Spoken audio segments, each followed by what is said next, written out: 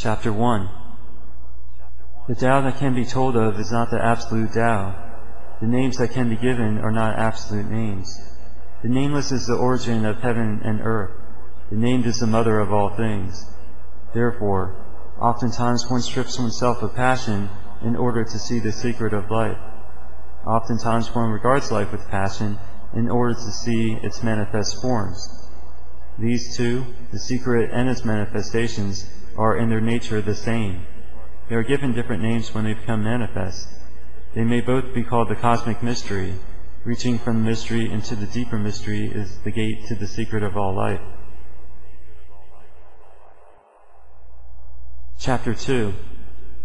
When the people of the earth all know beauty as beauty, there arises the recognition of ugliness. When the people of the earth all know the good as good, there arises the recognition of evil. Therefore, being and non-being interdepend in growth, difficult and easy interdepend in completion, long and short interdepend in contrast, high and low interdepend in position, tones and voice interdepend in harmony, front and behind interdepend in company. Therefore the sage manages affairs without action, preaches the doctrine without words. All things take their rise, but he does not turn away from them. He gives them life, but does not take possession of them. He acts, but does not appropriate, accomplishes, but claims no credit. It is because he lays claim to no credit that the credit cannot be taken away from him. Chapter 3.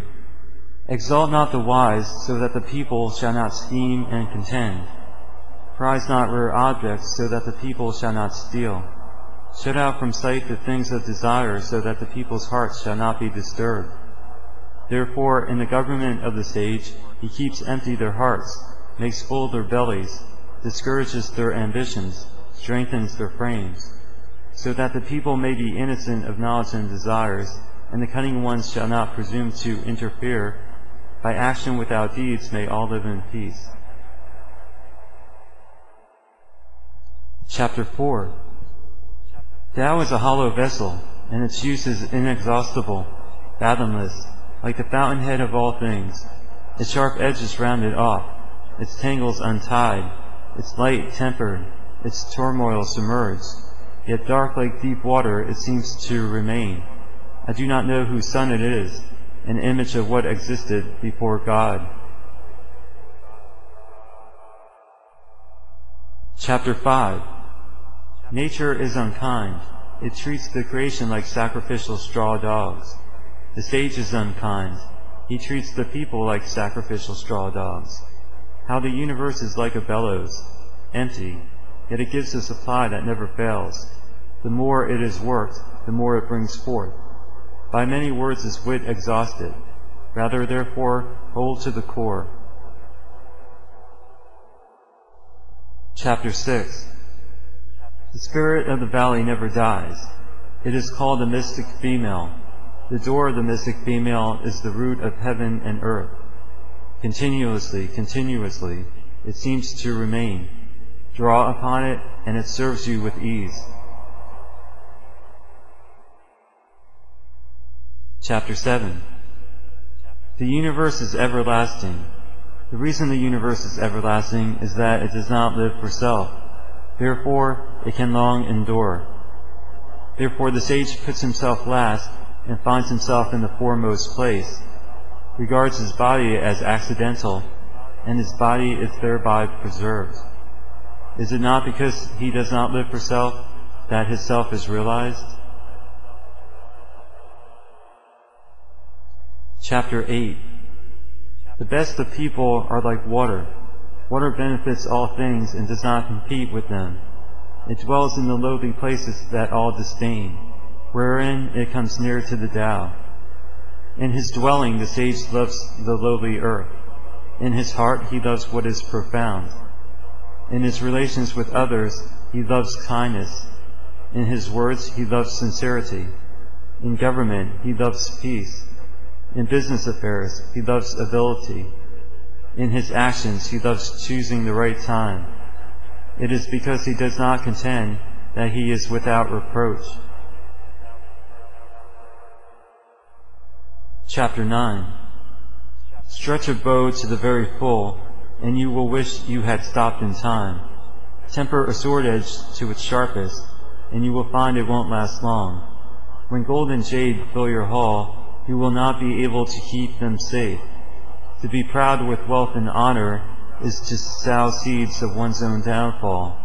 Retire when your work is done, such is heaven's way.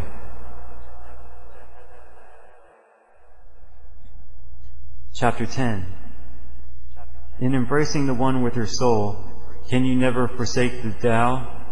In controlling your vital force to achieve gentleness, can you become like the newborn child? In cleansing and purifying your mystic vision, can you strive after perfection? In loving the people and governing the kingdom, can you rule without interference? In opening and shutting the gate of heaven, can you play the part of the female? In comprehending all knowledge, can you renounce the mind? Chapter 11. 30 spokes unite around the nave. From their not being, loss of their individuality, arises the utility of the wheel. Mold clay into a vessel. From its not being, in the vessel's hollow, arises the utility of the vessel. Cut out doors and windows in the house. From their not being, empty space, arises the utility of the house. Therefore, by the existence of things we profit, and by the non-existence of things we are served.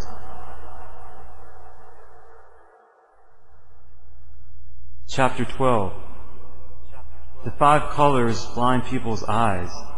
The 5 musical notes deafen people's ears. The 5 flavors dull people's taste. Horse racing, hunting, and chasing madden people's minds. Rare valuable goods keep their owners awake at night. Therefore the sage provides for the belly and not the eye. Hence he prefers what is within to what is without. Chapter 13. Favor and disgrace causes one dismay. What we value and what we fear are within ourselves.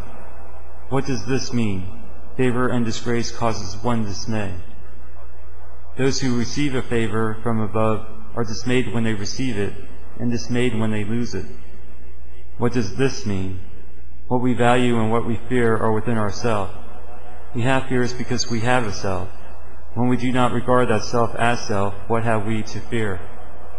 Therefore, he who values the world as his self may then be entrusted with the government of the world. And he who loves the world as his self, the world may then be entrusted to his care. Chapter 14. Looked at but cannot be seen. That is called the invisible. Listened to but cannot be heard.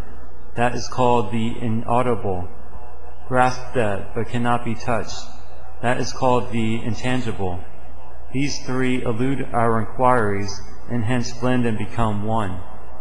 Not by its rising is there light, nor by its sinking is there darkness. Unceasing, continuous, it cannot be defined, and reverts again to the realm of nothingness. That is why it is called the form of the formless, the image of nothingness. That is why it is called the elusive. Meet it and you do not see its face. Follow it and you do not see its back.